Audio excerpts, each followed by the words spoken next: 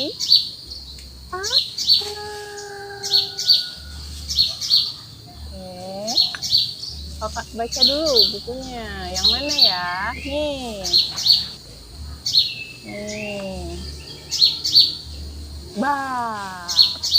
Mana ya? Oh, ini sedih. Ya. Kakaknya lagi sedih. Oh, nangis. Kalau sedih rasanya kayak gimana ya? Lagi.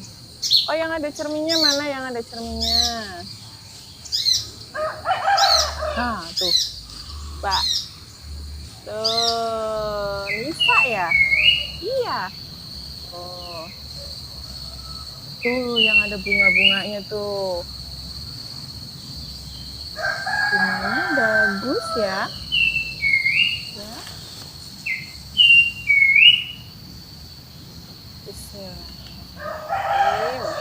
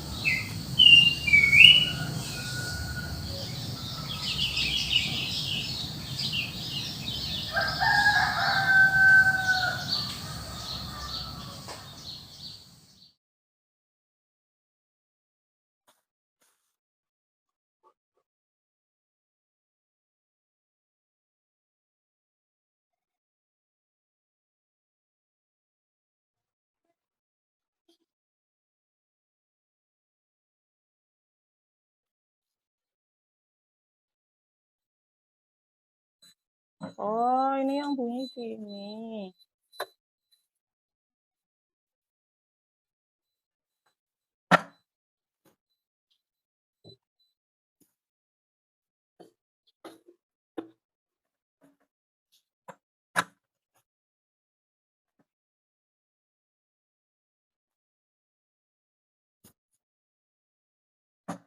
Nah, sudah selesai.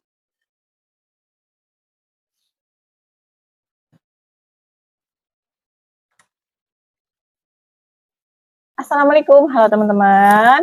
Aku mau berbagi singkat cerita bagaimana aku itu mengurus SIPB, terus persiapan alat, persiapan tempat pada saat aku tuh mau membuka praktek bidan ya. Ini aku berbagi pengalaman pada saat aku pertama kali ya teman-teman untuk mengurus SIPB ya, bukan perpanjang. Jadi dulu kan sempat kerja kan aku, terus akhirnya aku resign. Habis itu baru nih aku diskusi sama suamiku tuh nge-support akunya untuk membuka praktek. Nah, habis itu kita diskusi, oke, kita harus buka praktek. Akhirnya rumah yang waktu itu memang belum jadi, masih sekitar 70% lah jadi. Itu akhirnya ya mau nggak mau kita persiapkan cepat gitu ya teman-teman. Itu untuk persiapan membuka praktek, terus sambil beresin tempat, itu aku nyiapin juga peralatan yang belum beli. Misalkan dulu tuh apa ya, king bed belum beli, terus kasur pasien nifas tuh belum beli ya, belum punya. Jadi aku mikir untuk bikin tempat tidur pasien sama king bed itu harus punya yang gede-gede gitu. Nah, kalau misalkan alat yang kecil-kecil ya teman-teman, itu aku udah punya sejak aku kerja. Jadi aku cicil kayak mortir, tensi, timbangan bayi, terus kayak cek gula, yang kecil-kecil kayak gitulah, itu aku udah punya ya teman-teman. Nah, pas aku nikah, itu barang seserahan aku, barang bawaan aku itu ada alkesnya, itu yang gede-gede kayak oksigen, terus sterilisator, terus lampu sorot, satunya lagi ada timbangan bayi lagi satu gitu. Jadi 4 item yang gede-gede itu aku dapat dari seserahan aku waktu nikah. Jadi ya lumayan lah ya buat tambahan, karena di situ niatnya memang nanti suatu saat barangkali buka praktek kan itu usaha untuk kita bersama, kita berdua gitu loh teman-teman. Makanya pas nikah itu aku nggak beli kayak tas, aku nggak beli kayak sepatu-sepatu mahal, tas mahal, aku nggak beli kayak gitu-gitu, tapi aku belinya alat kesehatan yang memang bisa dipergunakan dan hasilnya itu untuk kita bersama gitu. Nah, udah kan. Alat yang kecil dari aku kerja, alat yang gede-gede itu item-item yang gede itu aku dapat dari seserahan. Kalau yang kasur-kasur, tempat tidur periksa, segala macam, nah itu aku baru beli. Jadi kan digabungkan lumayan ya teman-teman. Nah, di samping aku akhirnya memutuskan untuk resign, aku menyiapkan itu dan aku juga menyiapkan berkas-berkas apa yang dibutuhkan untuk menyerahkan ke IBI. Nah, aku kunjungan dong ke IBI setempat, aku tanya-tanya dan singkat cerita, aku akhirnya bisa mengumpulkan berkas lengkap guys. Akhirnya aku ke sana, ke IBI, nyerahin berkas. Setelah nyerahin berkas itu kan kita disuruh untuk menunggu kapan waktunya kita disurvey kan, datang surveyor. Nah, selagi kita menunggu surveyor itu aku ingat akhirnya kita melengkapi obat nih. Nah, obat yang aku lengkapi ini sedikit teman-teman, yaitu uh, obat untuk ibu hamil, terus KB. Iya, aku mau Pokokom. KB, ANC itu aku stop dulu ya. Selalu deh kalau lagi ngevlog itu pasti ada Pokokom lewat. Jadi kita post. Sudah Pokokom? Kita lanjut lagi ya teman-teman. Tadi kan sampai obat ya. Jadi sambil aku tuh nunggu survei terus aku ngumpulin obat nih yang belum aku beli. Aku tuh nyiapin obat tuh sedikit. Itu untuk obat KB, ANC sama persalinan. Kalau yang KB itu kan biasalah yang 3 bulan, sebulan pil KB gitu. Waktu itu aku belanja di Pramuka, aku sama suamiku. Suamiku ngajakin, yuk kita ke Pramuka aja deh nyari apa yang belum ada. Soalnya kan kita nggak tahu waktu itu beli obatnya di mana. Akhirnya kita langsung ke pasar Pramuka di Jakarta gitu. Nah, di situ KB 1 bulan, 3 bulan ke KB. Terus nyari spet, alkohol swab, segala macam, tetek bengek alkes habis pakai kayak gitu. Terus kasa, betadine gitu, aku beli. Terus untuk ANC itu penambah darah, kalsium, asam folat, udahlah kayak gitu aja. Terus kalau untuk persalinan itu injeksi-injeksi, oksi, metergin, vitamin K, ya semacam itu, infus, aboket, infuset, alboket, sama RL. Itu satu set infusan lah, itu aku beli guys. Udah. Habis itu kan, jadi kita nunggu survei. Nah, setelah survei datang, kan itu obat aku sedikit-sedikit ada lah ya teman-teman.